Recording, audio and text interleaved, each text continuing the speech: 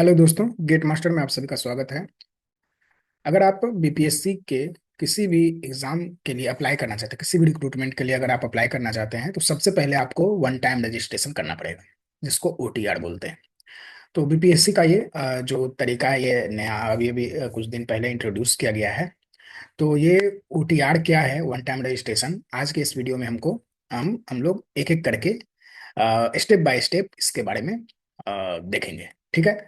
तो अगर आपको इन फ्यूचर भी कभी भी बीपीएससी के किसी भी एग्जाम में बैठना हो, इस एग्जाम के लिए अप्लाई करना हो, तो आपको ओटीआर करना यानी वन टाइम रजिस्ट्रेशन करना अनिवार्य है। ये वन टाइम रजिस्ट्रेशन आप अभी भी कर सकते हैं, और बाद में आपके हो सकता है आपका जो वैकेंसी आएगा आपके लिए, तो उस टाइम भी आप कर सकते हैं। तो ये रजिस्ट्रेशन जो है सबको करना है। तो इसके लिए करना क्या है, होगा आपको सबसे पहले गूगल आप ओपन कर लीजिए, जिस तरह से यहाँ पे आपको स्क्रीन पे दिख रहा होगा, और यहाँ पे जो है बीपीएससी टाइप करके सर्च कीजिए। ठीक है। जब आप बीपीएससी टाइप करके सर्च करेंगे तो देखिए यहाँ पे ये यहाँ पे हम लोग जो है एक एक करके एकदम step by step basic level में हम लोग चलेंगे। ठीक है।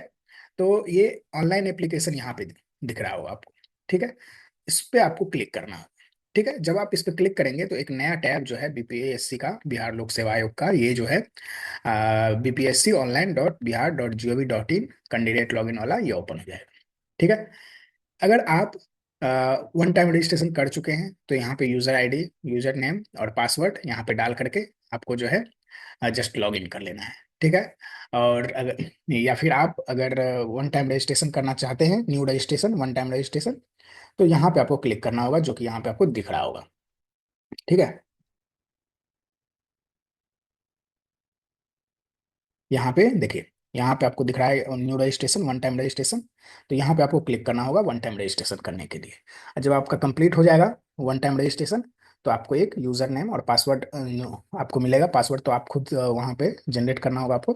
तो वो यहाँ पे डाल करके आप लॉग इन कर सकते हैं। यहाँ पे यूजर नेम, मोबाइल नंबर भी, ईमेल आईडी भी, कुछ भी डाल करके आप लॉग इन कर सकते हैं, पासवर्ड डाल करके। ठीक है। लॉग इन करके फर्दर किसी भी एग्जाम के लिए आप अप्लाई कर सकते हैं, लेकिन ये जो है मैंडेटरी है, वन टाइम रजिस्ट्रेशन। तो अगर आपको वन टाइम रजिस्ट्रेशन करना है तो उसके लिए आपको क्या करना होगा, यहाँ पे क्लिक करना होगा। यहाँ पे क्लिक करने के लिए कुछ गाइडलाइन दिया गया है कि आपको क्या क्या चाहिए। तो वन टाइम रजिस्ट्रेशन अगर आप करना चाहते हैं तो सबसे पहले आपके पास डिजी लॉकर का अकाउंट होना जरूरी है। ठीक है। ये डिजी लॉकर क्या है, तो डिजी लॉकर जो है गवर्नमेंट ऑफ इंडिया का एक प्लेटफॉर्म है, एक वेबसाइट है, या फिर बोल सकते हैं एक ऐप भी है। ठीक है। जहाँ पे आप अपने सारे डॉक्यूमेंट को एक जगह रख सकते हैं। ठीक है। और ये जो है आप ये डिजी लॉकर ऑथेंटिकेट करता है कि आपका डॉक्यूमेंट सही है। यहाँ पे आपके सभी सही डॉक्यूमेंट ही आपका है, यहाँ पे अपलोड होगा। ठीक है। तो ये डिजी लॉकर का अकाउंट होना जरूरी है, और ये सारे डॉक्यूमेंट जो है ना, जो डिजी लॉकर पे अवेलेबल है आपके, वो यहीं से लेगा। तो इसीलिए वन टाइम रजिस्ट्रेशन करने के लिए आपका डिजी लॉकर का अकाउंट होना जरूरी है। अगर आपका डिजी लॉकर का अकाउंट नहीं है, अगर आप चाहते हैं कि डिजी लॉकर के बारे में भी हम आपको बताएं, तो आप कमेंट बॉक्स में हमसे पूछ सकते हैं। तो अगर आपके क्वेरीज आएंगे इससे रिलेटेड, तो हम डिजी लॉकर पे भी एक वीडियो आपके लिए बना देंगे। ठीक है। तो वहां से आप जानकारी ले सकते हैं।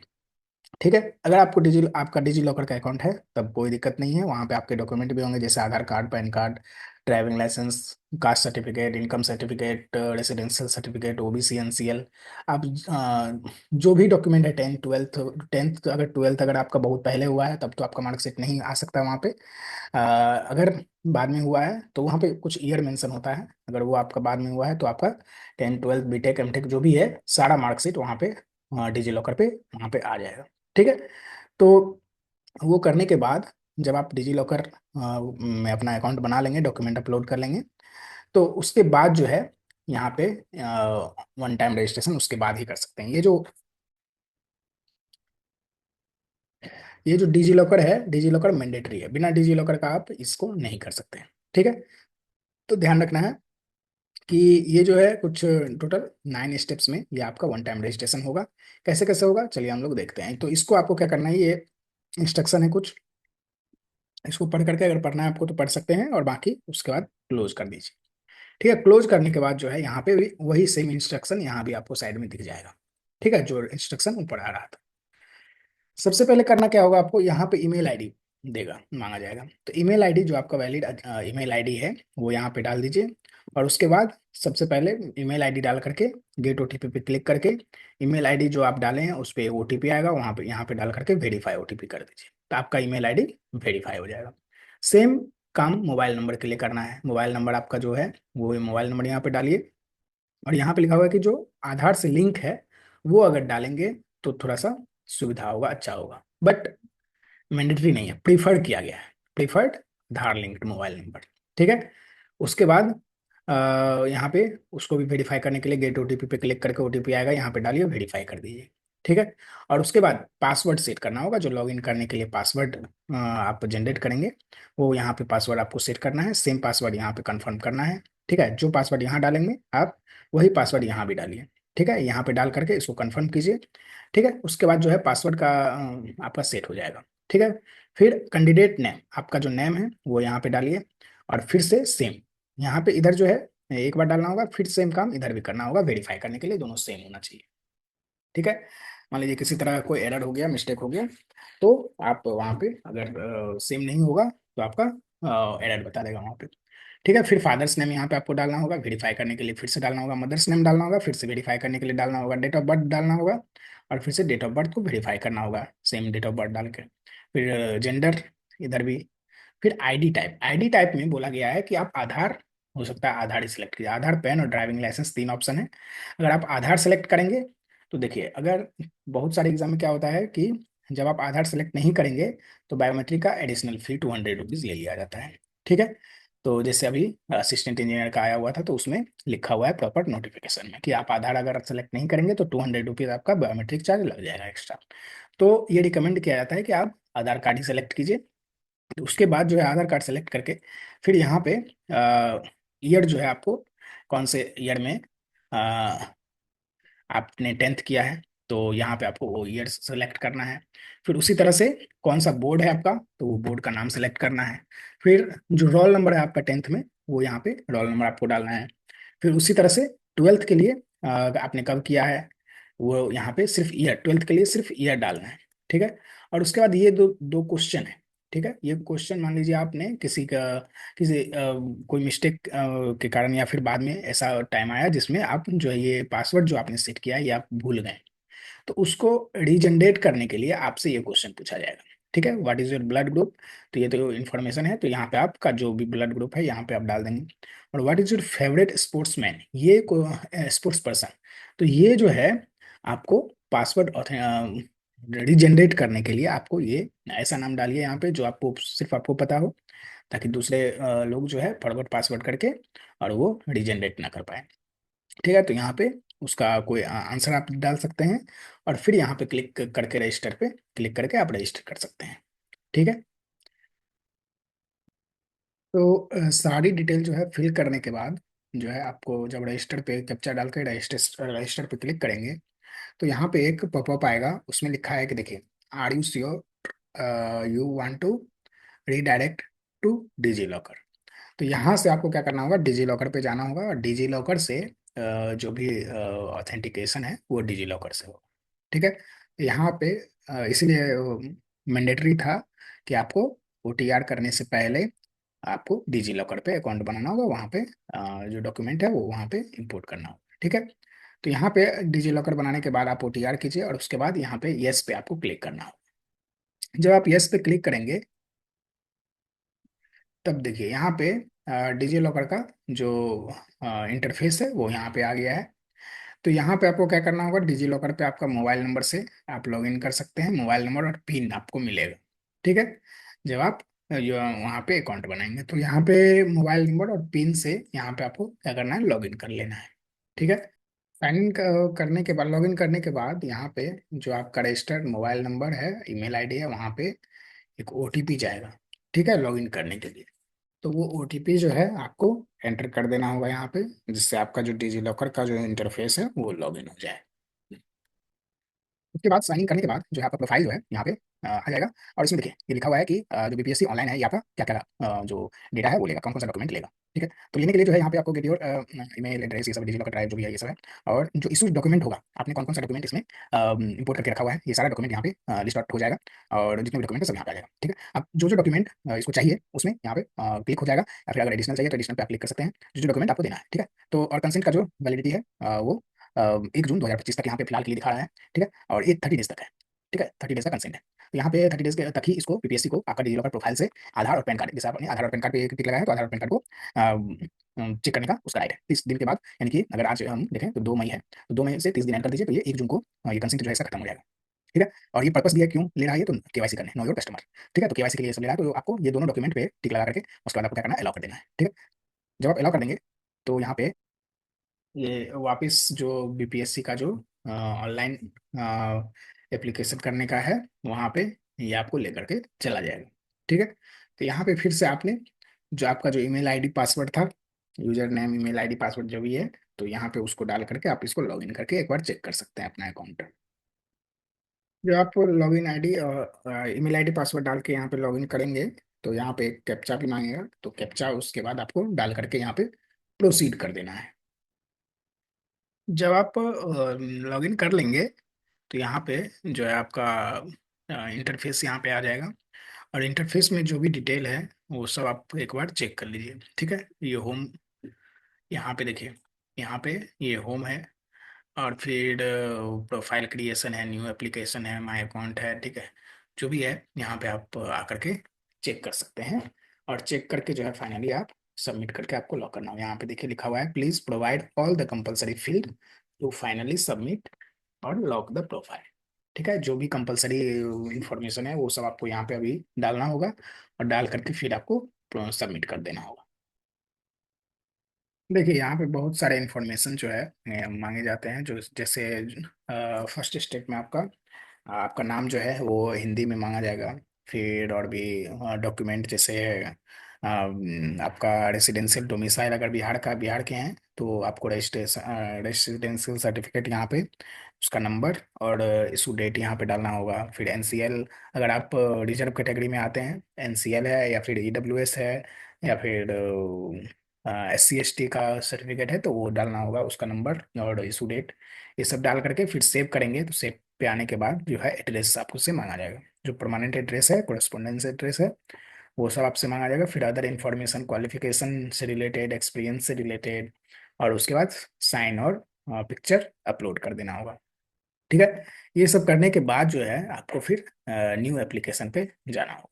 तो न्यू एप्लीकेशन में जाने के बाद के लिए जो है आपको सारा देखिए स्टेप बाय स्टेप है, सारे स्टेप को पहले कंप्लीट करना होगा, उसी के उसके बाद ही आप नेक्स्ट पे जा सकते हैं। देखिए थर्ड स्टेप जो है अदर में क्या क्या है कि आपके पास कोई क्रिमिनल का चार्जेस नहीं है या नहीं है, उसके बारे में यहाँ पे आपको डालना होगा। ठीक है। कोई प्राइज आपको मिला है, कोई मेडल मिला है, कोई स्कॉलरशिप मिला है, इसके बारे में अगर आपको मिला है तो यार डाल डाल सकते हैं। ठीक है। तो ये बात है, यहाँ पे ये जो है मैंडेटरी है। ठीक है। बट ये पुरस्कार वाला जो है, प्राइज मेडल और स्कॉलरशिप वाला, ये मैंडेटरी नहीं। और उसके बाद सब कुछ फिल करके आप सेव बटन पे क्लिक करके आप इसको स्टेप 3 को भी सेव कर सकते हैं। फोर्थ स्टेप में जो है आपका क्वालिफिकेशन से रिलेटेड इंफॉर्मेशन यहाँ पे आपसे मांगा जा रहा है। ठीक है। तो जैसे यहाँ पे kindly enter your qualification, 10th का यहाँ पे डालना है। ठीक है। 10th ऑनवर्ड्स, मतलब 10th और उसके बाद जो है जितने भी आपने डिग्री हासिल किया है, 10th का हो, 12th का हो, ग्रेजुएशन का हो, पोस्ट ग्रेजुएट हो या PhD हो, जो भी है आपका, सब कुछ यहाँ पे आप एक एक करके डाल सकते हैं।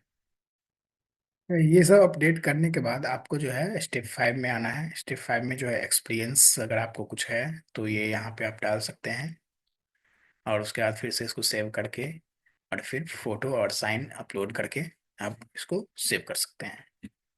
एक्सपीरियंस डिटेल डालने के बाद टोटल जो है स्टेप 1 2 3 4 5 से 6 स्टेप है टोटल।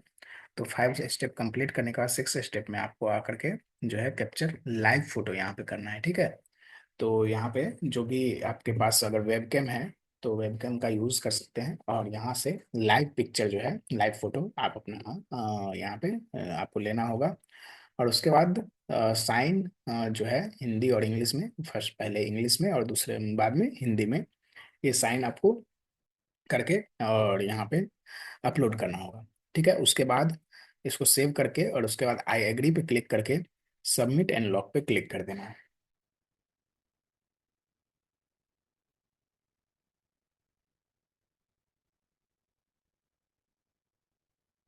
सबमिट एंड लॉक करने के बाद आप फिर से ये होम पेज पर आ जाएंगे।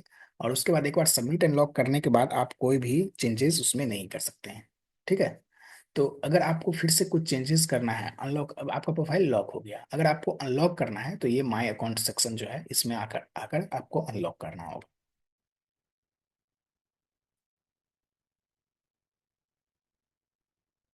जब आप माय अकाउंट में आएंगे तो वहाँ पे आपका प्रोफाइल शो होगा और वहाँ पे अनलॉक का ऑप्शन रहेगा, वहाँ पे अनलॉक करके आप जो भी एडिट है वो आप कर सकते हैं, चेंजेस कर सकते हैं। ठीक है, तो कोई बड़ी बात नहीं है, वहाँ पे आप चेंजेस कर सकते हैं, फोटो चेंज करना चाहते हैं फोटो चेंज कर सकते हैं। ठीक है, तो अभी देखिए अभी आपका प्रोफाइल लॉक है मीन्स कोई भी प्रोफाइल में आप चेंजेस नहीं कर सकते। ठीक है, उसके बाद अगर कोई आपको अप्लाई करना है किसी रिक्रूटमेंट में, किसी एग्जाम के लिए, तो यहाँ पे न्यू एप्लीकेशन में आपको आना पड़ेगा। न्यू एप्लीकेशन में आने के बाद जो है यहाँ पे जितने भी एडवर्टीजमेंट है वो यहाँ पे आपको शो होने लगेंगे। ठीक है, तो यहाँ पे जैसे स्क्रॉल करेंगे बहुत सारे वैकेंसीज हैं। तो जैसे यहाँ पे देखिए assistant engineer civil, assistant engineer mechanical, assistant engineer electrical, ये 3 वैकेंसीज हैं इंजीनियरिंग के स्टूडेंट के लिए। ठीक है, तो यहाँ पे अगर आपको एडवर्टीजमेंट देखना है तो यहाँ पे आप व्यू पे क्लिक करेंगे। ठीक है, एक्शन के लिए यानी कि आपको अप्लाई करने के लिए आपको इस पे क्लिक करना होगा, व्यू पे। जब आप व्यू पे क्लिक करेंगे तो आपका जो यहाँ यहाँ पे आ जाएगा। ठीक है, ये देखिए एडवर्टीजमेंट नंबर आ जाएगा, पोस्ट का नाम आ जाएगा। ठीक है, examination assistant engineer civil various department. ठीक है, ये सब आ जाएगा। एप्लीकेशन इसका 30 अप्रैल से स्टार्ट हुआ है, लास्ट डेट 28 मई है। ठीक है, आवेदन प्रारंभ की तिथि अंतिम तिथि ये सब लिखा हुआ है। अगर आप एडवर्टीजमेंट क्राइटेरिया चेक करना चाहते हैं तो यहाँ पे चेक एडवर्टीजमेंट क्राइटेरिया पे क्लिक करेंगे, तो जो एडवर्टीजमेंट के लिए जो जो क्राइटेरिया चाहिए वो सब आपको यहाँ पे शो होगा। फिर आपका जो है जितने भी स्क्रॉल करेंगे नीचे तो जो आंसर कुछ कुछ क्वेश्चन पूछे गए हैं ये सब आपको फिल करना होगा। ठीक है, जैसे आपने कितनी बार बीपीएससी द्वारा आयोजित एग्जाम में आपने कितनी बार अभी तक अपियर हुए हैं वो आपको देना होगा यहाँ पे डिटेल, उतना नंबर कितनी बार, जैसे 5 बार अपियर हुए, 4 बार, 3 बार, 2 बार, 1 बार या एक भी बार नहीं, तो यहाँ पे वो नंबर आपको एंटर करना होगा। ठीक है, और मेट्रिकुलेशन का जो सर्टिफिकेट है उसका नंबर डालना होगा। फिर ये सब जो भी डिटेल है वो सब आपको मेंशन करना होगा। और जो जो पोस्ट है, ठीक है, वो सब के बारे में यहाँ पे मेंशन है, वहाँ पे बोला जा रहा है कि you can apply for this post based on information you provided. ठीक है, जो जो आपने इंफॉर्मेशन प्रोवाइड किया है उसके बेसिस पर आप ये सब पोस्ट में के लिए अप्लाई कर सकते हैं। ठीक है, और उसके बाद जहाँ जहाँ जिस पोस्ट के लिए आपको अप्लाई करना है, ठीक है, पहले हो क्या होता था कि अगर मान लीजिए 4-5 डिपार्टमेंट में है तो ऑटोमेटिकली वो आप सबके लिए अप्लाई कर देते थे, बट यहाँ पे क्या है कि यहाँ पे आपको सिलेक्ट करना पड़ेगा। ठीक है, जैसे आप आरसीडी के एई के लिए कर रहे हैं तो वो आपको सिर्फ टिक लगाना पड़ेगा, इसमें भी टिक लगाना पड़ेगा, इसमें भी, तो ध्यान रखना है कि टिक लगा करके ही अप्लाई पे क्लिक करना है। जब आप अप्लाई पर क्लिक करेंगे तो यहाँ पे फिर से एक डॉक्यूमेंट जो है यहाँ पे मांगेगा आपसे, जिसमें 10th का आपको सर्टिफिकेट, यहाँ पे 10th और मैट्रिक का सर्टिफिकेट यहाँ पे आपको अपलोड करना होगा। और उसके बाद जो है कैटेगरी, जैसे कौन सी कैटेगरी से आप बिलोंग करते हैं उसका सर्टिफिकेट। फिर डोमिसाइल का सर्टिफिकेट मीन्स रेजिडेंशियल सर्टिफिकेट यहाँ पे आपको देना होगा। और यहाँ पे फाइनल जो है एनसीएल। ठीक है, अगर एनसीएल है तो एनसीएल, और आपका अगर ईडब्ल्यूएस है तो ईडब्ल्यूएस का यहाँ पे माना जाएगा। ठीक है, तो ये सब आपको अपलोड करना होगा टिक लगा के, यहाँ पे पहले टिक लगाइए, और सॉरी ये अपलोड पे क्लिक कीजिए। तो जब ये अपलोड सक्सेसफुली हो जाएगा तो यहाँ पे टिक ऑटोमेटिकली लग जाएगा। उसके बाद आपको फिर से लाइव फोटो कैप्चर करना पड़ेगा। ठीक है, सारा डिटेल मेंशन करने के बाद आपको जो है फाइनली एग्री पे क्लिक करके आपको सबमिट करना होता है। ठीक है, सबमिट करने के बाद आप को बोला जाएगा कि आप पेमेंट की तरफ मूव कर सकते हैं। तो पेमेंट करने के बाद ये सब पेमेंट गेटवे है एसबीआई पे का, तो इसे यहाँ पे कार्ड नंबर, अगर कार्ड से करना है तो कार्ड नंबर, बाकी और भी ऑप्शन है, यूपीआई का भी ऑप्शन है, नेफ्ट का भी ऑप्शन है, एसबीआई ब्रांच में जा करके भी आप पेमेंट कर सकते हैं, ये सब ऑप्शंस हैं। तो पेमेंट करके और उसके बाद पे नाउ पे क्लिक करके, जैसे आप मान लीजिए क्रेडिट कार्ड डेबिट कार्ड से करेंगे या यूपीआई से करेंगे, तो वो करके अभी मतलब इंस्टेंटली हो करके कंप्लीट हो जाएगा। और कंप्लीट होने के बाद आप उस पार्टिकुलर जो वैकेंसीज हैं उसके लिए आपने आप अप्लाई कर पाएंगे। ठीक है। तो यही प्रोसेस है जिसके थ्रू आप बीपीएससी द्वारा किसी भी एडवर्टीजमेंट में आप अप्लाई कर सकते हैं। जरूरी ये है कि आपको सबसे पहले ओटीआर करना पड़ेगा। ठीक है, one time registration. One time registration करने के बाद ही जो है आप किसी भी वैकेंसी के लिए अप्लाई कर सकते हैं। ठीक है। तो यही सब बातें थी जो आपके साथ हमें शेयर करना था और आपको बताना था कि बीपीएससी का ओटीआर यानी वन टाइम रजिस्ट्रेशन कैसे किया जाता है। ठीक है। तो आज के लिए इतना ही। वीडियो अच्छा लगे तो वीडियो को लाइक कीजिए, सारे दोस्तों के साथ शेयर कर दीजिए, और चैनल पर पहली बार है, इस तरह के वीडियो आपको रेगुलर चाहिए तो चैनल को सब्सक्राइब जरूर कीजिए। ठीक है। चलिए, थैंक यू।